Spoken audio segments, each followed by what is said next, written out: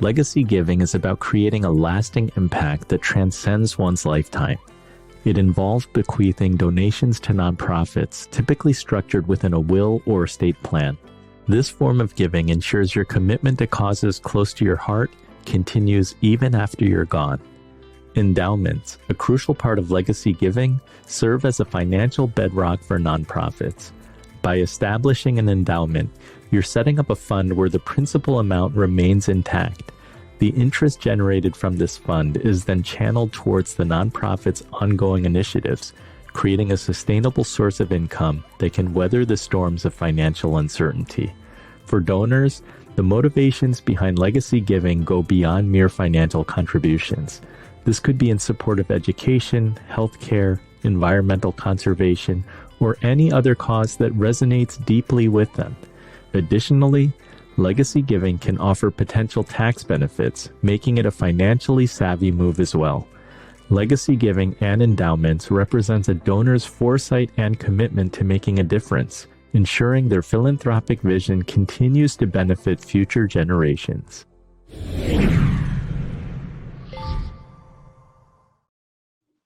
Vicky, you went from helping animals individually as a veterinarian to influencing institutional and policy changes that impact farm animals on a really large scale.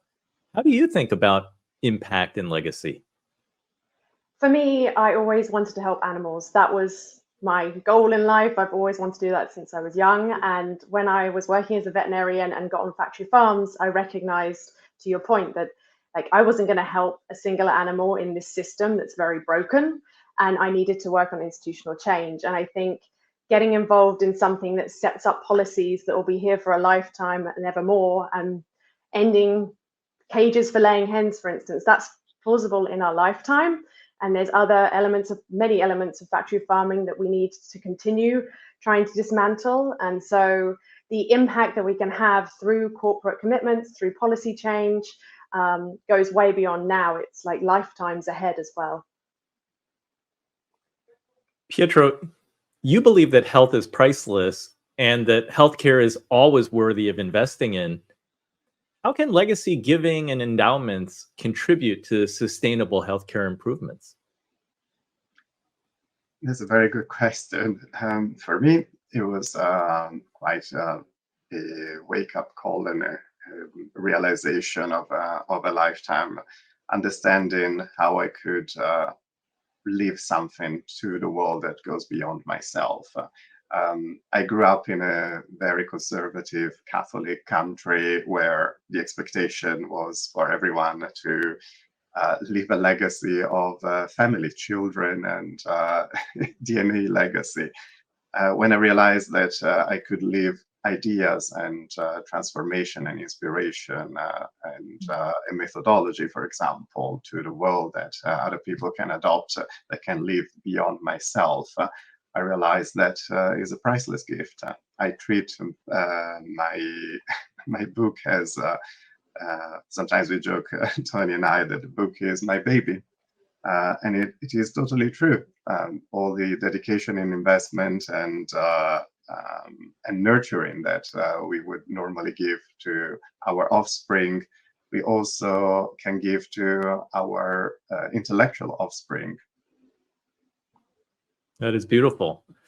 Wendy, can you talk about Impact 100's model of collective giving? Because I know that the example that I read on the website is that if you get 100 women each donating $1,000, that's $100,000 donated to a local charity. Is this something completely different from the idea of legacy giving and establishing an endowment?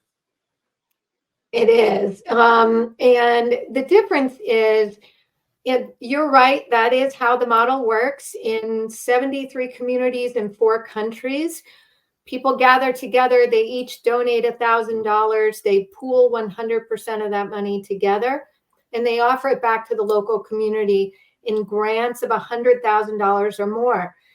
Almost all of these groups are women, but I have to say in Australia, we have a gender neutral model where men and women come together to do that. We are decidedly, though, funding communities. So we fund arts and culture, environment, health and wellness, family, or education. Why? Because communities thrive when all 5 of these areas are well funded and well supported, and also because people in those communities care about each one of those things. We rarely, if ever, give to an endowment. That's just typically not what we fund. However, that doesn't mean that endowment and legacy giving doesn't have an important place. The interesting thing that I've learned is that when people join Impact 100, more than half of them have never made a donation to a single charity of $1,000 before this one. And it sort of opens up their world.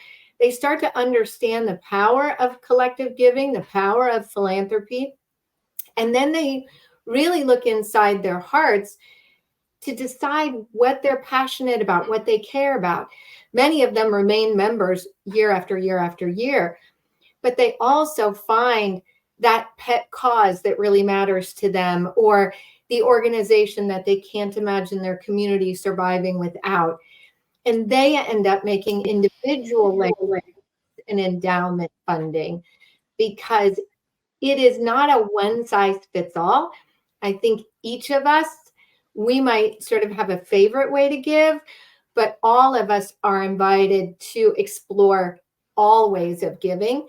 And you just might surprise yourself when you find it's a lot more fun than you thought, a lot more transformational than you thought, and a lot more hopeful. I love that the giving circle can be a gateway to giving. And I know that you say that every one of us can take action to solve some of the world's most pressing problems, despite financial or time constraints, because oftentimes we feel like, oh, I don't have enough money or I don't have enough time.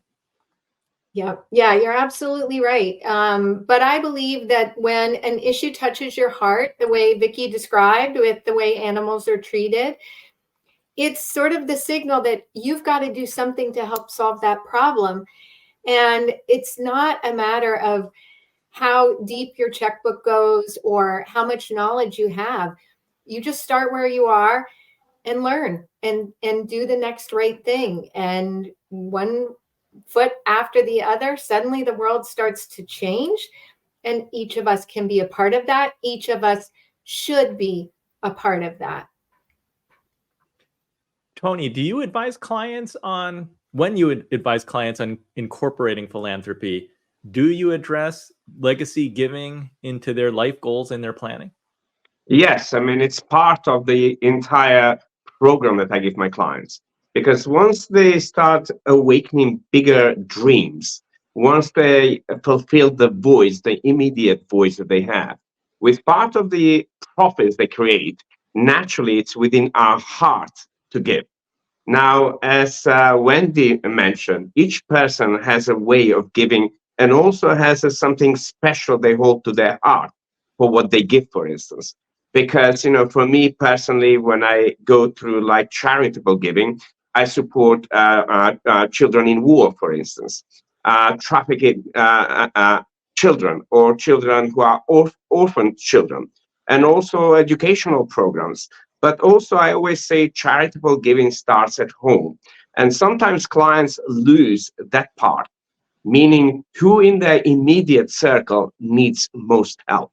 Now, you don't have to go and do these big things. Start small and build up, because legacy giving empowers us to make this sustained impact. But also, by extending this concept to charitable endowments, we can manage to catch and etch a mark that resonates through time, and refurbishing communities, families, and touching lives, not just around us, but globally.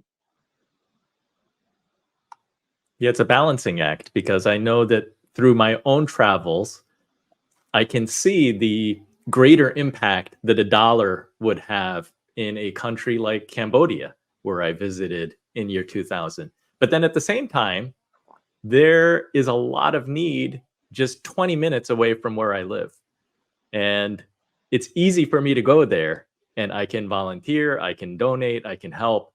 I guess with Wendy's inspiration, it should be all of the above. I can start with mentioning about and then go travel, into- Andy. It's like one of the things I try to my best to impose on all of my clients in a beautiful way. Like any hotel that we stay, because I do my training in beautiful places around the world. Even if I always encourage them to take some small dollar bills, because the people who work in the hotel pretty much are on a very low salaries. Now, if you gave every time you sleep in a hotel, whatever you want to give, it makes such a big difference to that individual in there, to that family, but also to the country in general. Because tourism, it creates a lot of charitable kind of giving that most people don't see. But when you start to speak to staff, and when they start telling you what happens with the income that they receive, when they made up those beds and clean your rooms beautifully, it really brings you into the heart, and you will have those tears of inspiration that you made a difference. Well, in this segment, I love the idea of awakening something within you and finding that cause that moves you. Let's go to segment 3.